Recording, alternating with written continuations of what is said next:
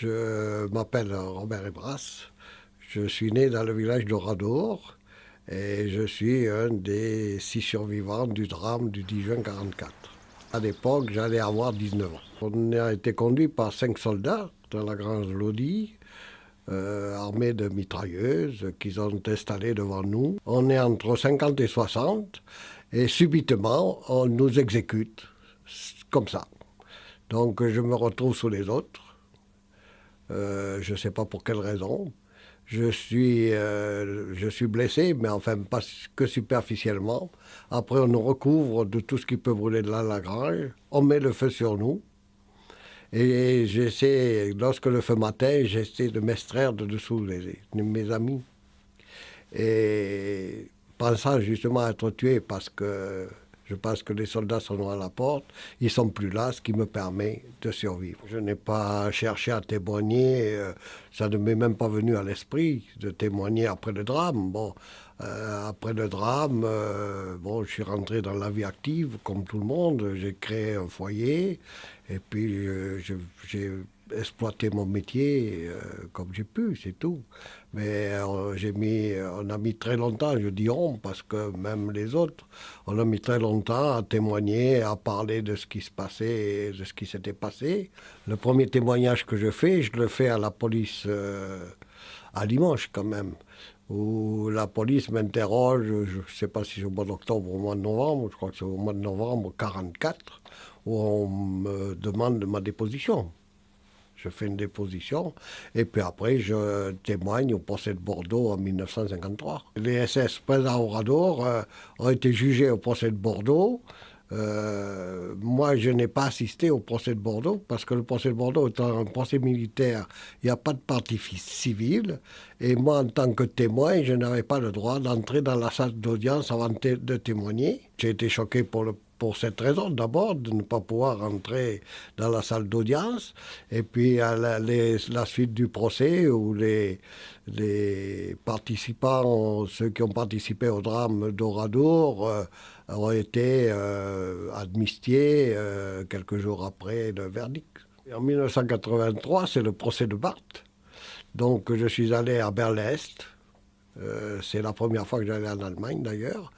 Et c'est un procès qui, quand même, a été court, mais quand même a été autre chose que quand même le procès de Bordeaux, puisque Barth a été condamné à la prison à vie. Barth était, à l'époque du drame d'Oradour, était sous-lieutenant. Et Barth, d'après son témoignage, aurait participé à l'exécution des hommes du garage des Orteaux. Ça fait plus de 30 ans que je parle de cette journée du 10 juin 1944. Mais si j'en parle, c'est qu'on me demande.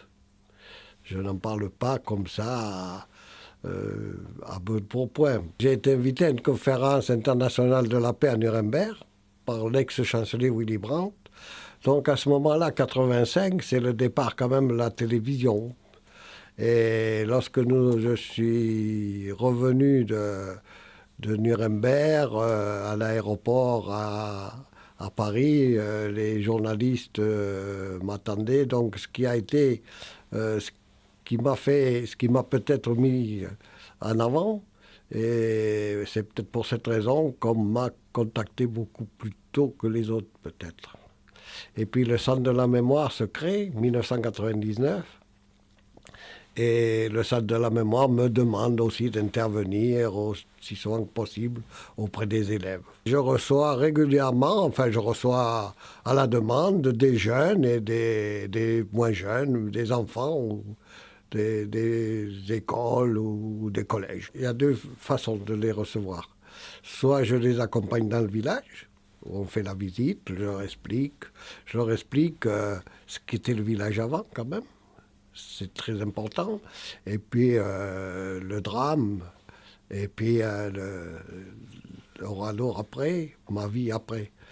Et où je les reçois dans une salle du Centre de la mémoire, où là c'est pareil, mais lorsque je les reçois dans le Centre de la mémoire, en général, ils ont visité et le Centre de la mémoire et le village.